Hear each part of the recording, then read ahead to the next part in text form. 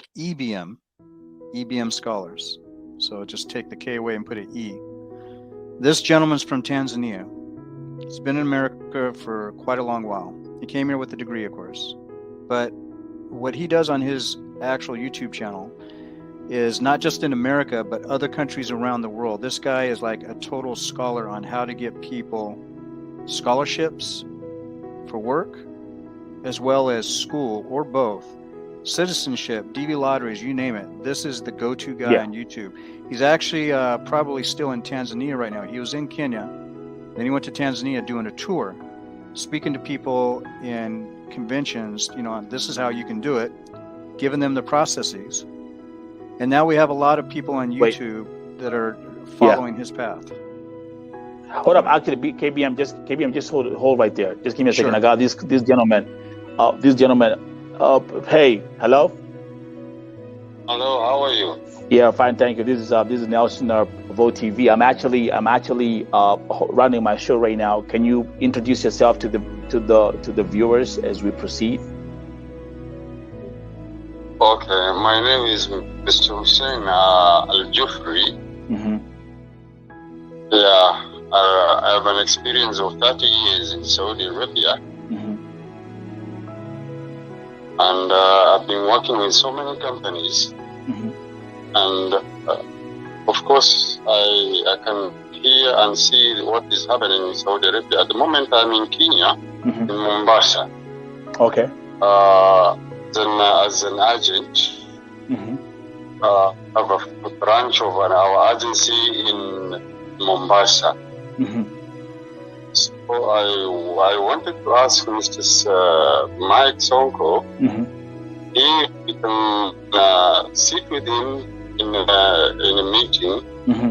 either in Nairobi or in Mombasa, and we discuss about coming to the conclusion of making a group where we can open a safe house in Saudi to help the households.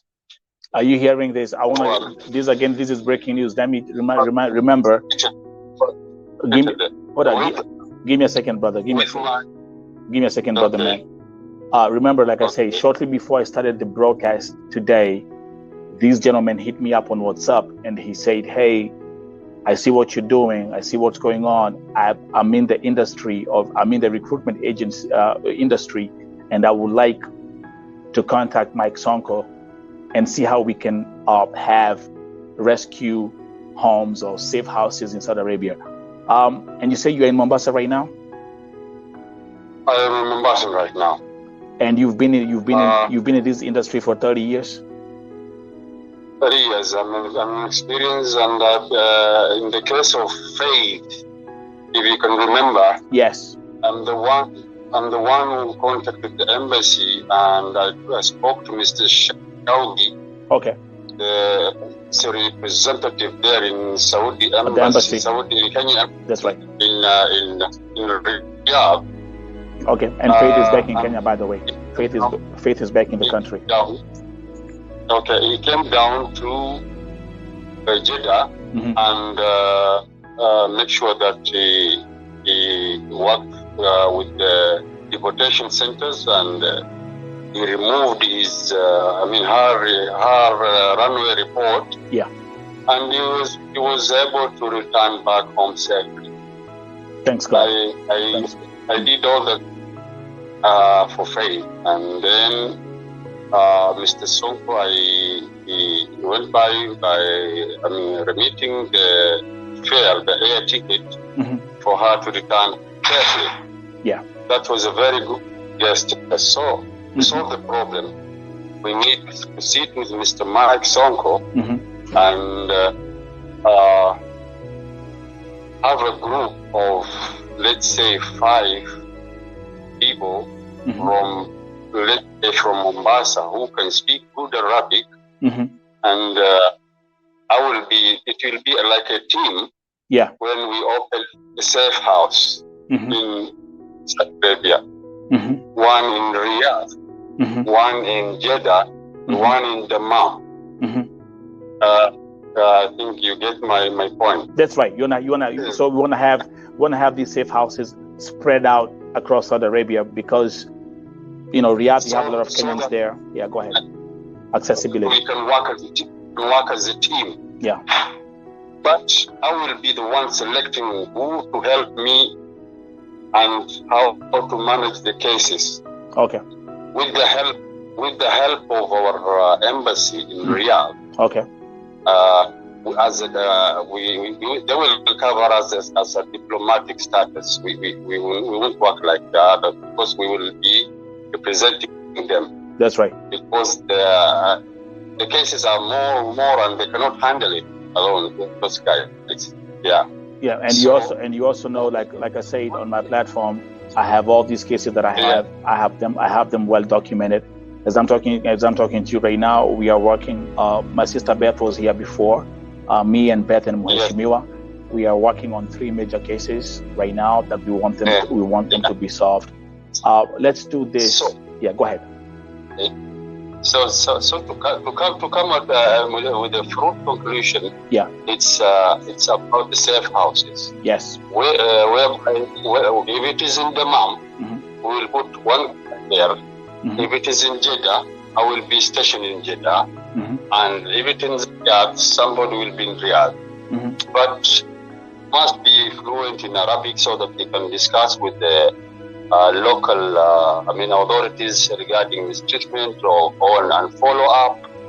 Do you get my point, Mr. I'm here. Nelson is here. Yeah, I'm here. I'm listening. Yeah. Yeah. So this is the best way to solve these problems of mistreatment. By follow up. Before it happens, especially because we are helping the agencies, the legal agencies. Yeah, the legal. Listen, exactly, the legal agency, because we have a lot of crook agencies who are still operating in the country and who are actually taking Kenyans to work in Saudi Arabia. For example, the ones who are registered, they were registered by NAIR, and those are the ones who will be handling their cases.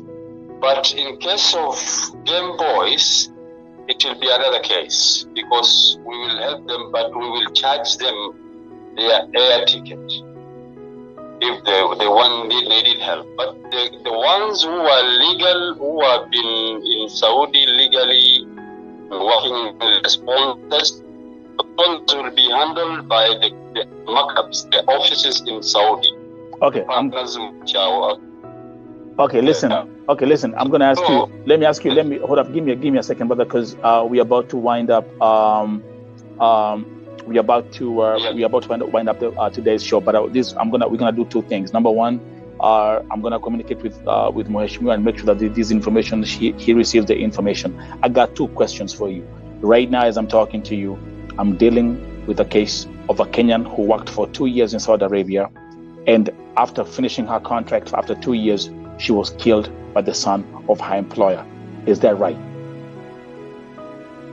Yeah, in that case, he should. The agency, the office which is there, which is a partner of the office in Kenya, should file a case. There you go. It goes back to the office in Kenya. Yeah, legally, yeah. Okay. Next question. No, we are winding up. Give me a second. We're winding up. Next question. I have another story. It's another story that I have. A young Kenyan girl by the name Sylvia, only 19 years old, was found on the streets in Saudi Arabia. Nobody knew her family. This case was brought to my attention. I put this on my platform. With the same day, we found the family. I've spoken to the mother. I've spoken to the father. Let me ask you this question. How does a 19-year-old end up working in Saudi Arabia? It means that he's underage, and maybe he or the agency had forged documents when they were removing applying the passport, and they extended the years to 20 to 23 years, like that. That's the way they do it. So this is something which you've been here for 30 years. So this is something which you know. They do this. So that she can travel. She can travel with a bigger age. They will forge anything. That's a problem. Yeah, that's a minor. 19-year-old, it's not allowed unless the 20 years and above, or 22 years. What should be done to that? What penalties should her agency face? The agency is called Pacific Agency. What penalties or what legal repercussions should they face? It should be. I mean, he or she or her license should be revoked in this case, because that's against of the labor law and may take action.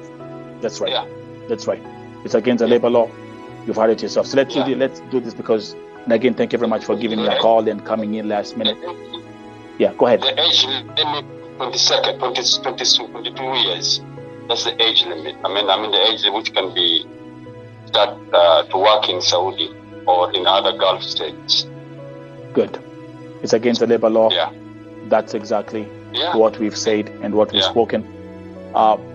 They forged her age. They forged her passport for them to take her to work in Saudi Arabia. Now that's going to be our closing statement on today's broadcast. I have my brother here again.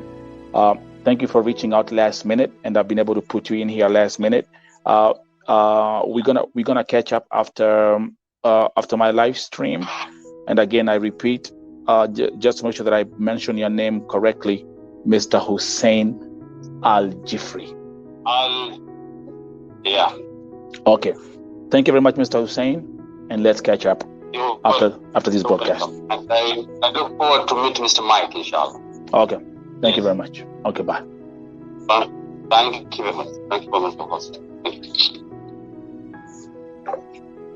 Again, folks, is KBM here or KBM left? I think KBM I'm still here.